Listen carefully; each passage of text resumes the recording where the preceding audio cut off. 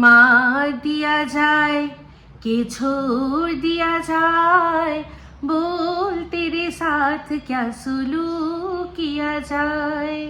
मार दिया जाए कि छोड़ दिया जाए, बोल तेरे साथ क्या सुलूक किया जाए।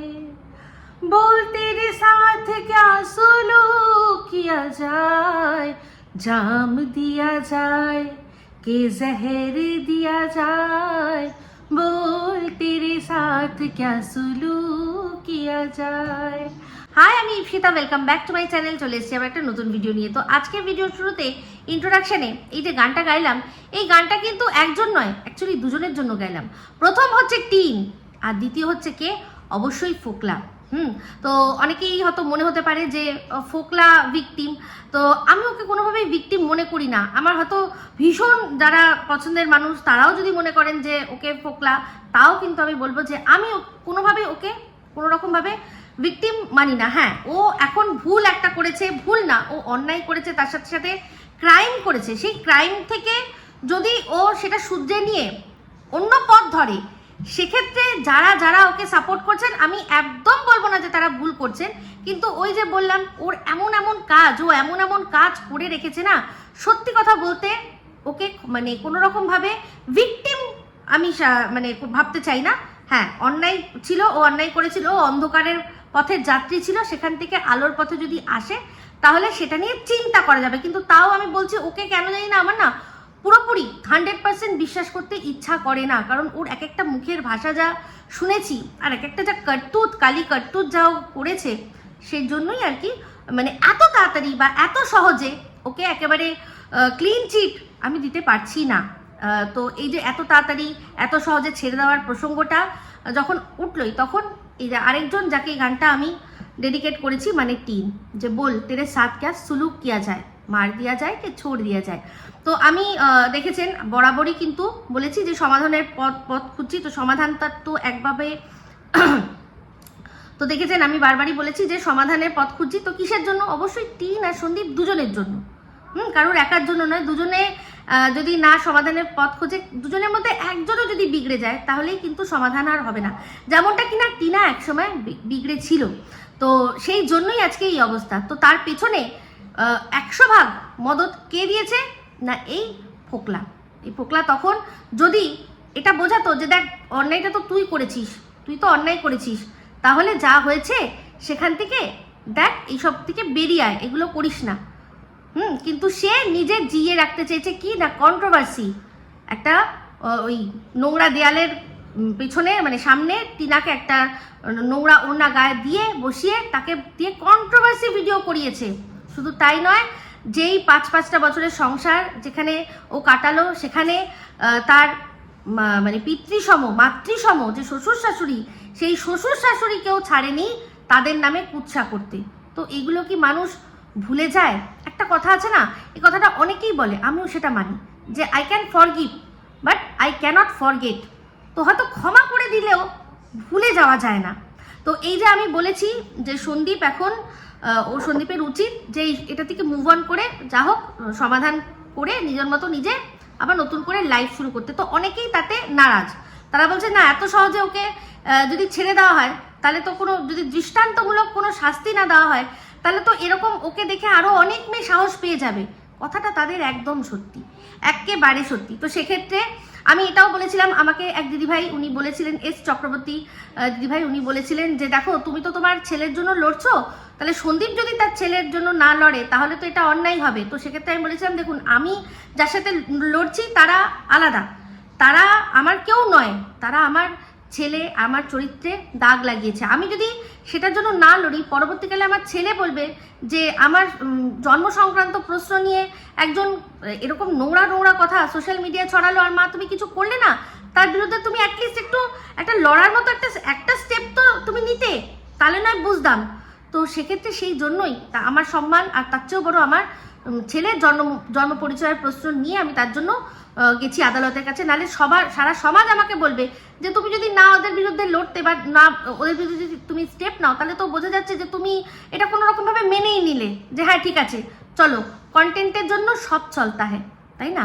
কিন্তু উনি আমায় বললেন যে হ্যাঁ, কথাটা তুমি ঠিক বলেছো, তোমার তো তোমার ছেলের জন্য লড়া বানতা হে, তো তোমার লড়াই আর সন্দীপের সাথে সন্দীপের বউ তার বাচ্চাকে নিয়ে লড়বে, দুটো আলাদা নয়। অবশ্যই ওদের ইন্টেন্সটা আরও বেশি, কারণ তোমাকে যে তোমার নামে যে কুৎসা করেছে সে পরের লোক, তোমার সে তো করতেই পারে, কিন্তু টিন তো ওদের নিজের ছিল, সে কি করে এরকম কুৎসা করলো, তো তার জন্য তো আরও বেশি করে লড়াই করা প্রয়োজন।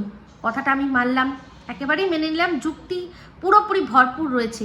কিন্তু ওই যে একটা বিষয়, যে আমি এটাই চিন্তা করি যে ছেলেটা বড় হয়ে কি বলবে। তো উনি সেক্ষেত্রে বললেন যে হয়তো তুমি ভাবছো যে ছেলে বাবাকে প্রশ্ন করবে যে কেন তুমি আমার মাকে ছেড়ে দিলে না, কিন্তু কথাটা তো এরকমও হতে পারে, যদি ছেলে বড় হয়ে বলে যে কেন তুমি আমার মাকে ছাড়লে, আমার শৈশবটাকে নষ্ট করলো, হ্যাঁ, যে আমাকে আমার শৈশবটা নষ্ট করলে, তুমি তাকে ছেড়ে দিলে কেন। ওনার এই কথাটা সত্যি আমি ভাবলাম যে বলা যায় না, এই ছেলেকে আমরা যা দেখছি সে এখন থেকেই কিন্তু নিজের জন্য মানে আওয়াজ তুলতে সক্ষম। তাকে চট করে সে বিনা বাক্য ব্যয় কোনো কথা তাকে চাপিয়ে দিলে সে মেনে নেয় না। তো সেক্ষেত্রে অবশ্যই হতেই পারে, কারণ আমরা তো সমালোচনা করছি পসিবিলিটিস, তো পসিবিলিটিসের ক্ষেত্রে যদি হয় তাহলে কিন্তু এটাও অবশ্যই গ্রহণযোগ্য যে তার বাচ্চা হয়তো বলল যে তুমি কেন লড়লে না। এবার সম্পূর্ণ লড়াই আর না লড়াই তা হচ্ছে সন্দীপের ব্যাপার। আমি একটাই কথা বলেছি, সন্দীপ যদি লড়ে তাও আমি ওর পাশে আছি, আর সন্দীপ যদি না লড়ে তাতেও আমি ওকে সাপোর্ট করছি, পুরোটাই ওর ওপর, কারণ সব জায়গায় যেতে হবে ওকে, মুভ করতে হবে ওকে, লড়তে ওকেই হবে, আমরা শুধু মানে দূর থেকে ওকে সাপোর্ট জোগাতে পারবো। তো এটা সম্পূর্ণ ওর ব্যাটেল, ও যেটা মনে করবে, ও কোন দিক দিয়ে এটাকে আর কি করবে, কোন দিক দিয়ে পরিচালনা করবে, সেটা সম্পূর্ণ ওর ব্যাপার। তবে একটা কথা বলি, যদি সন্দীপ মানে আইনের খাতায় কলমে নাও লড়ে, যদি সত্যি সমাধানেরও রাস্তায় আসে, তাহলেও কিন্তু যেরকম সোশ্যাল মিডিয়ায় ওর মায়ের সম্পর্কে, ওর বাবার সম্পর্কে, ওর সম্পর্কে যেভাবে কুৎসা করা হচ্ছে, যে করেছে তার কাছ থেকে কিন্তু সোশ্যাল মিডিয়ায় যেমন সে কুৎসা করেছে তেমনি তার কাছ থেকে ক্ষমাটাও নিশ্চয়ই সে চাওয়াবে, তবে গিয়ে মধ্যস্থতার রাস্তায় মানে আসবে। আমি কিন্তু মধ্যস্থতা বলতে এটা বলে দিইনি যে সম্পূর্ণ পুরো ছেড়ে দাও, যাও লেট ইট গো করে, ওটা বলিনি। কিন্তু যখন দুপক্ষ বসবে তখন সন্দীপের যে কথাগুলো, যেগুলো ওর মনের মধ্যে রয়েছে, সেগুলো ও কিন্তু করবে। যেমন কিনা ওর মায়ের গয়না, তো গয়নার ক্ষেত্রে আমি বলেছি কি যে ভাঙা গড়ার খেলা আমরা যা বুঝে নিয়েছি, তাতে মানে যেগুলো গেছে সেগুলোই পাওয়াটা খুব চাপের বিষয়। হ্যাঁ, তবে সেই সমমূল্য ওরা তো একটা মানে ধার্য করেছিল না, একটা দাম ধার্য করেছিল যে 15 লক্ষ টাকার আমাদের গেছে, তো সেই তার একটু আগু পিছু করে কম বেশি করে যদি একটা কোনো অ্যামাউন্টে আসে, তারপর সেটাতে যদি সেটেলমেন্ট হয়, তাহলে সেটা একটা হতে পারে, তাই না? তো এই সমঝোতা মানে দুপক্ষেরই কথা রাখার। তো এক পক্ষ সে অন্যায় করে বসে রয়েছে, তার অন্যায়টা আমরা সবাই দেখতে পাচ্ছি, এখন সবাই যারা প্রমাণ পেয়েছে তারা দেখতে পাচ্ছে। আমরা তো অনেক দিন থেকেই বুঝতে পারছিলাম যে এটা হয়েছে, এটা স্বাভাবিক, দেখে বোঝা যাচ্ছে।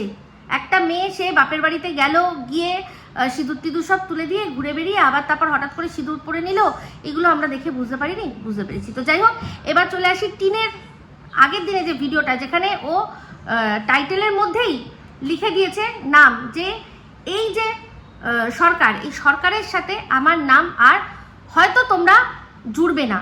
তো তার নামটা আমরা ইচ্ছা করে জুড়িনি।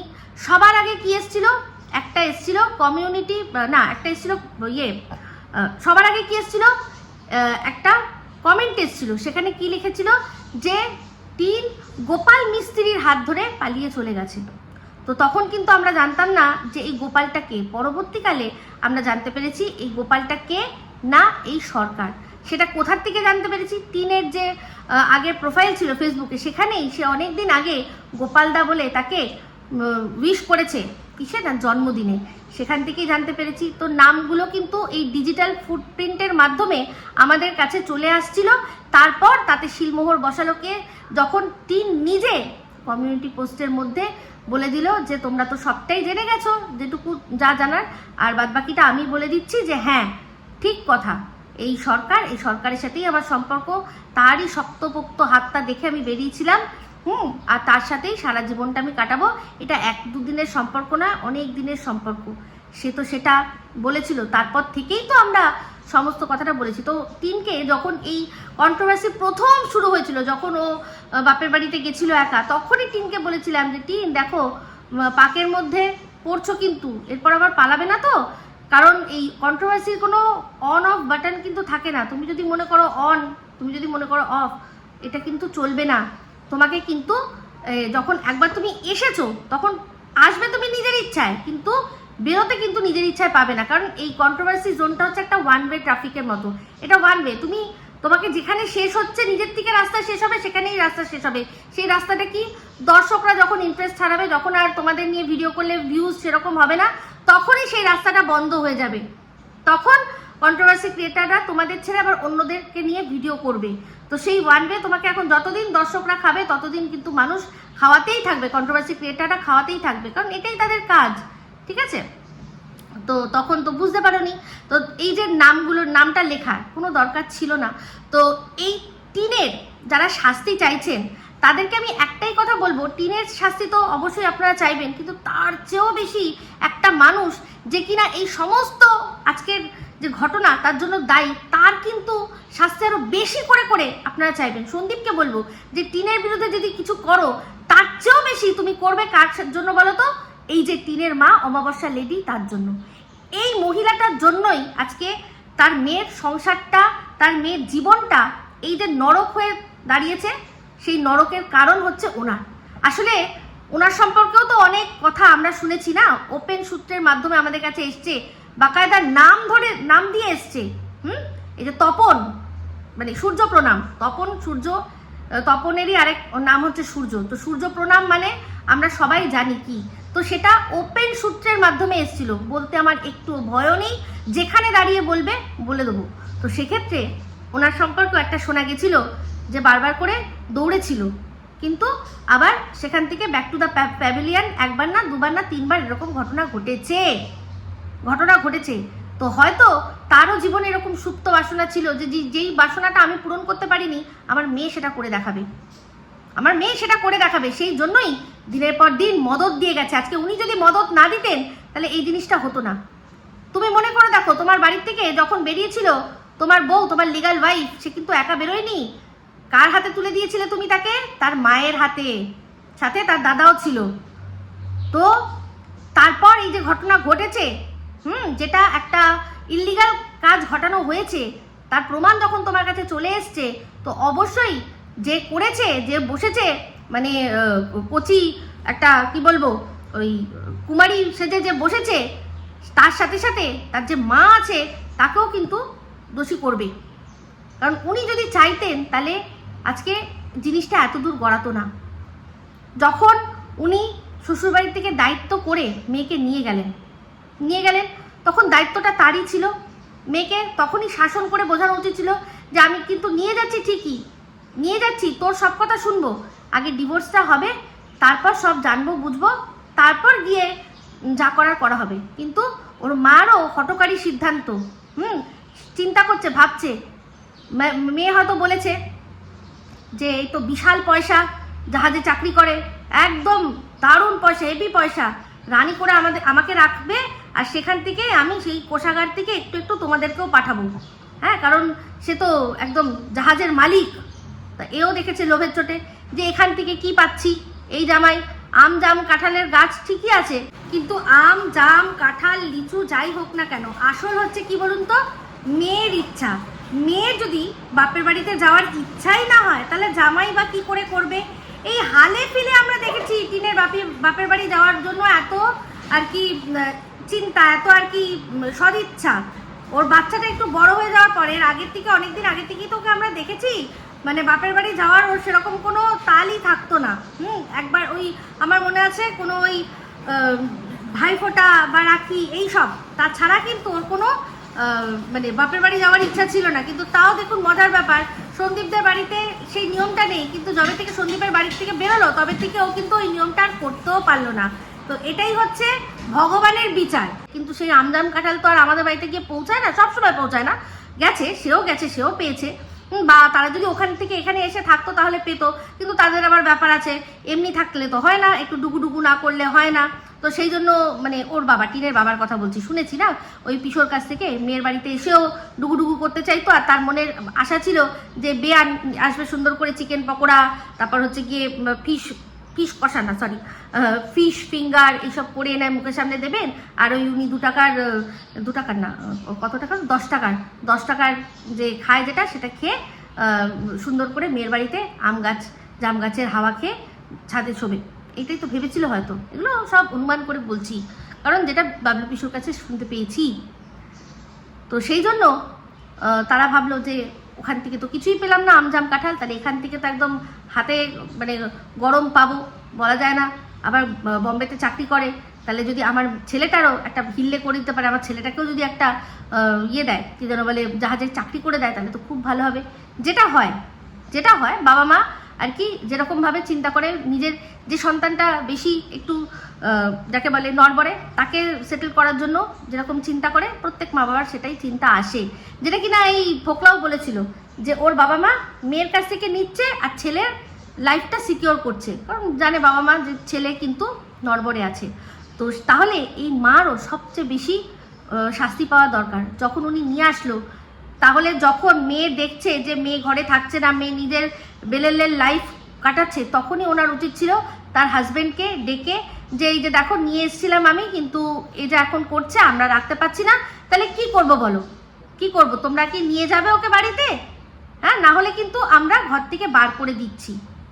এইটা কিন্তু করা উচিত ছিল, কারণ ওই মেয়েটি বেরিয়ে গিয়ে ওর সাথে আজকাল দেখছেন তো বাক্স বন্দি মৃতদেহ বেরোচ্ছে শুধু। হ্যাঁ, শুধু মৃতদেহ বেরোচ্ছে, বাক্স বন্দি। যদি সেরকমই একটা বাক্সে, বলতে নেই যদি মানে ভগবানের কাছে প্রার্থনা করি এরকম ধরনের কোনো কিছু হয়নি, কিন্তু কি করব বলতে হচ্ছে যে এরকম কোনো যদি অপ্রীতিকর ঘটনা ঘটতো, তখন ওর মারা কোথায় মুখ দেখাতো, আর সন্দীপের সাথে কি হতো? সারা ওয়াইটি জানতো যে ওর বউয়ের সাথে ওর ঝামেলা হয়ে ও বেরিয়ে এসছে। তার মধ্যে টানা হিচড়া সন্দীপদের সাথেও হতো না? হতো, নিশ্চয়ই হতো। পরবর্তীকালে কি যেটা আর কি সামনে আসতো সত্যিটা পরের কথা, তার আগে হ্যারাসমেন্ট তো হতো। তাহলে সেখানে বাচ্চাটার কি হতো তখন? চিন্তা করে দেখুন তো। এদের সবাইকে নিয়ে টানা হেঁচড়া হচ্ছে, মাকে খুঁজে পাওয়া যাচ্ছে না, আর এই দাদু দিদার কাছে বাচ্চা থাকে না, তখন বাচ্চাটার কি হতো? আজকে এই যে যখন প্রথম দিন বাচ্চাকে জাস্ট খোঁজার জন্য জাস্ট একবার বলেছিল যে বাচ্চা চাই, ভয় দেখানোর জন্য যে বাচ্চাটাকে ছিনিয়ে নেবো, এই ভয় ভেবেছিল যে মুখটা বন্ধ করে রেখে দেবে। তো সেক্ষেত্রে পরবর্তীকালে যখন বাচ্চা নিতে চেয়েছে তখন না করে দিয়েছে, কারণ এই মাও জানে যে বাচ্চা যদি এখন আমরা নিই তাহলে বাচ্চাটাকে রাখবো কি করে। এই যে 498A মামলাটা প্রথম দিনেই দেয়নি, তার পেছনে যে কারণ মহানতাটা দেখায়, সেটা আদৌ মহানতা ছিল না। এটাই ছিল যে যদি সত্যি 498A ওরা যেভাবেই হোক ইনফ্লুয়েন্স খাটিয়ে যদি দিত, তাহলে ওদের যখন তুলতো তাহলে বাচ্চাটা থাকতো কোথায়? বাচ্চাটাকে অবশ্যই মাকে নিতেই হতো। সেই জন্য সে 498 কেসটা দেয়নি। ঠিক বলছি তো? একদম ঠিক বলছি, আমি জানি। আর এগুলো সব তোমার মায়ের বুদ্ধিতে হয়েছে, সেটাও ভালো করে বুঝতে পারি। কারণ এই যে যখন রিকভারির দিনও যখন দেখলাম তোমরা কেউ বাচ্চাটার কথা চিন্তা করলে না, তোমার না হয় অন্যরকম ব্যাপার তখন, কিন্তু তোমার মা বাবা তারাও তো একবারও বলেনি যে বাচ্চাটাকে নিয়ে আসুন না, আমরা দেখি। ওকে উকিল বারণ করেছে, ওকে কোর্ট থেকে অর্ডার দিয়েছে যখন এখন নাকি বাচ্চা দেখা যাবে না যতক্ষণ না ডিভোর্স হচ্ছে, কিন্তু আমাদের তো দেয়নি, আমাদের তো নাতি, আমরা একটু দেখবো। দেখতে চেয়েছে তারা? দেখতে চায়নি। তাদেরও ভয় ছিল, বাচ্চাটা যদি বলে আমি যাব তোমাদের সাথে, শুনেছি মা মামার বাড়িতে আছে, ইয়েস মামার বাড়িতে আছে, এটাই বলেছিল সন্দীপরা প্রথমে। যেটা যখন জিজ্ঞাসা করেছিল না সন্দীপের দিদি যে তোমার মা কোথায়, তখন কিন্তু বাচ্চাটা প্রথমে বলেছিল মা তো মামার বাড়িতে আছে। তারপর যখন ওটা পোষায়নি আবার খুঁচিয়েছে, তখন বলেছে যে মা মারা গেছে। তখন ও ভেবেছিল যে ওর ঠাম্মির মায়ের কথা হচ্ছে, তাই জন্যই বলেছে মা মারা গেছে। তো ওর বাবা মা কাণ্ড জ্ঞানহীন ভাবে ছেলের বিয়ে বাঁচানোর জন্য কি করলো, মেয়েকে রাস্তায় বার করে দিল। আরে ওই ফোকলা না আসুক, অন্য কেউ না আসুক, রাস্তায় বেরিয়ে তো এমনিতেই ওর সাথে কোনো কিছু খারাপ হয়ে যেতে পারতো, তাহলে তার দায় কি নিত? তখন কি বলতো? যদি বাবা মা তখন বলতো যে আমার মেয়েকে নিয়ে এসেছিলাম, কিন্তু মেয়ে তো বেরিয়ে গেছে, বললো যে আমার ভুল হয়ে গেছে, শ্বশুর বাড়ি চলে যাচ্ছি, যদি এই বলে নিজেদের দায় এড়িয়ে দিত, তখন কি হতো? তখন তো এটা সন্দীপদের ওপর পড়তো যে ওরাই মনে হয় গুম করে দিয়েছে, এরকম অশান্তি হচ্ছে, সালিশি সভা বসেছে, হতো না? অনেক কিছু হতে পারতো। এগুলো পসিবিলিটিজের কথা বলছি। তো তাদের কোনো কাণ্ডজ্ঞানহীন, তারা মেয়েকে বার করে দিয়েছে কেন? তাদের বাড়ি বয়ে তো জলপাইগুড়ি কাকু কাকিমা এসেছিল, তাদের তো ফোন করে বলতে পারতো যে বাড়ির থেকে বার করে দিয়েছি।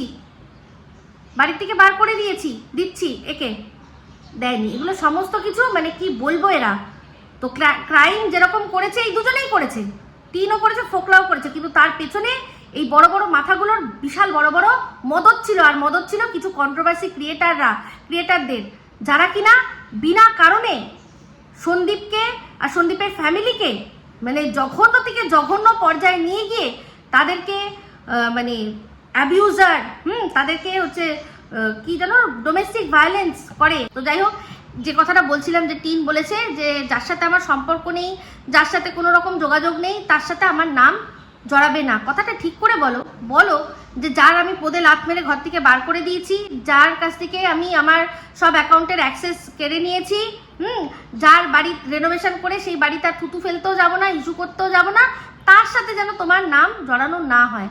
তো সেটা তুমি বললেই হবে না, এখানে তোমার কথায় উঠবে বসবে তোমার এজেন্ট নেই সবাই। তো যখন মনে হবে তাকে টানার দরকার টানা হবে, যখন মনে হবে তাকে ছুঁড়ে ফেলে দেওয়ার দরকার ছুঁড়ে ফেলে দেওয়াও হবে। যেটা যখন দেখবো যেভাবে আসবে সামনে সেভাবেই বলবো। তো এইভাবে সম্ভব নয়। তো যাই হোক, একটাই কথা বলবো, সবচেয়ে বেশি অন্যায় যদি করে থাকো সন্দীপের সাথে তো করেইছো, তার চেয়েও বেশি অন্যায় করেছো শিলা দেবীর কাছে। তোমাকে আমি এটুকুই বলতে পারি যে আজকের ডেটে তোমাকে পৃথিবীতে যদি কেউ বাঁচাতে পারে সে হচ্ছে স্বয়ং শিলা দেবী। স্বয়ং শিলা দেবী তোমাকে বাঁচাতে পারে। একমাত্র তিনিই আছেন, তিনি যদি সন্দীপকে বলেন তাহলে যদি কিছু হয়। যার সাথে চরম অন্যায় তুমি করেছো, নিজে পরকিয়া করেছো আর তাকে পরকিয়ারত সাজিয়েছো, লজ্জা করে না তোমার টিন? তুমি প্রচুর শাস্তি পাচ্ছ তোমার প্রতি। সেই জন্য যতবার মনে সফটনেস আসে না, তারপরেই আবার পুরোনো জিনিসগুলো যখন মনে পড়ে যায়, এই দর্শকরাই মনে করিয়ে দেয়, তখন সত্যি বলছি আবারও মাথাটা সেই বিগড়ে যায়। ভাবো আমারই এরকম হচ্ছে, তাহলে সন্দীপদের কি হবে? ওরা তো এগুলো ঝেলেছে, আমরা তো জাস্ট দেখেছি বলেছি, পয়সাও ইনকাম করেছি, তাতেও এত রাগ হচ্ছে। তাহলে ওর ভাবো যার সমস্তটা নিয়ে নেওয়া হয়েছে। আজকে শুধু তাই নয়, ওর ইমেজ শেষ করার জন্য কিভাবে তোমরা ক্যাম্পেনিং করেছো।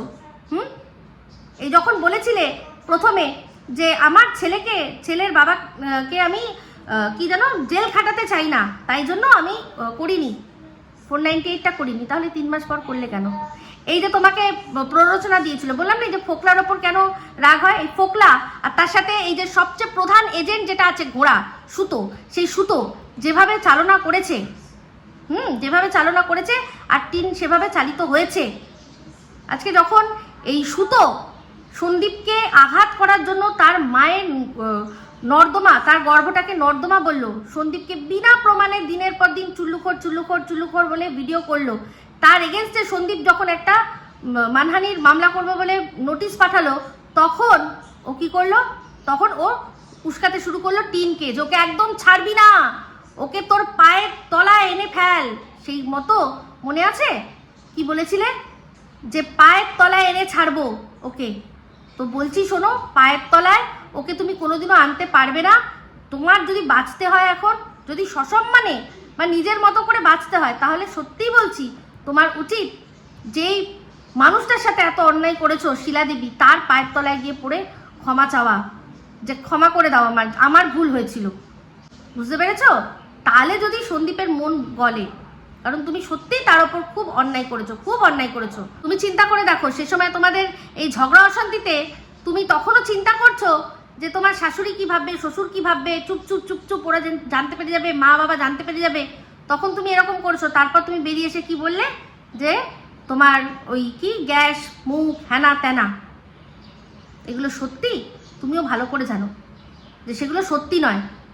রাগের মাথায় হয়তো কোনো তোমাকে দুটো কথা বলেছে, যে এই মেয়ে আমাদের সম্মান ডুবিয়ে ছাড়বে, বলতেই পারে। কারণ অলরেডি তুমি শুনেছিলাম যে যেভাবে ওই সালিশি সভায় যারা এসেছিল তাদেরকে যেরকম যাদের চোপা করে তুমি যেভাবে কথা বলেছো, সেটা ক্ষেত্রে স্বাভাবিক নয় কি এটা বলা, যে এই মেয়ে আমাদের মান সম্মান একদম হারিয়ে দেবে? আর সত্যিই তো হারিয়েছে। যেই সম্মানটা ওরা ওই গ্রামের মধ্যে পেতো, আজকে হয়তো সামনাসামনি কেউ না বললেও পেছনে তো কথা হয়, এটা বুঝতেই পারি আমরা। তাহলে অন্যায় করলে তুমি, তারপর সমস্ত কিছু যা যে জিনিসপত্রের কথা, শোনার কথা, এটা তো সত্যি কথা। যে কথাটা কবিতায় শুনি সেটা তো সত্যি কথা, কারণ এটা তোমার কথাতেই বেরিয়ে এসছে। তুমি কিচ্ছু নিয়ে যাওনি, তারপরে তুমি দেখালে যে চেনটাও পরেছিলাম, হাতে শাখাটাও ছিল, তারপর তোমার ওই বেলকুড়ি যে কানের দুল, সেই কানের দুল যেটা কিনা বাতকুল্লায় তুমি পেয়েছিলে যেরকম সেম টু সেম বেরিয়ে যাওয়া, এগুলো কাকতালীয় নয়। তো সবই জানি, সবই আছে, কিন্তু যেটুকু যা গেছে আর সব মিলিয়ে যদি পারো এই ঝামেলা থেকে বেরো। না হলে যেটা তুমি বলেছিলে না যে জেল খাটাবে না, তারপর আবার যে জেল খাটানোর ব্যবস্থা করেছিলে, এটা এবার তোমার সাথেও হতে চলেছে যদি সন্দীপ করে। যাই হোক, আমি একটাই কথা বলবো যে যা করবে সন্দীপ যেন বুঝে সুঝে করে, এটুকুই বলার আছে। তো এখন শুধুমাত্র যেসব প্রমোশনাল ভিডিওগুলোর জন্য ছোট করে ব্লগ দিতে হচ্ছে। আজকের ব্লগটাও দেখলাম, ওই চুলের একটা কি দিয়েছে না স্পা, তাতেও দেখলাম চোখ বারবার এরকম চলে যাচ্ছে, এরকম এরকম করে যাচ্ছে, একটা জায়গায় কেটে দিল। তো জানি না কে আছে, সে পুরুষ না নারী জানি না, তবে অবশ্যই ও একা যে নেই, একা যে নেই সেটা বোঝা যাচ্ছে। তো যাই হোক, এই বলেই ভিডিওটা এখানে এন্ড করছি। যদি ভালো লাগে তাহলে অবশ্যই লাইক শেয়ার কমেন্ট করতে ভুলবেন না। যারা চ্যানেলটা সাবস্ক্রাইব করেননি তারা সাবস্ক্রাইব করে নেবেন। সবাই ভালো থাকবেন, সুস্থ থাকবেন। আবার আসছি খুব শীঘ্রই এক নতুন ভিডিও নিয়ে। টাটা।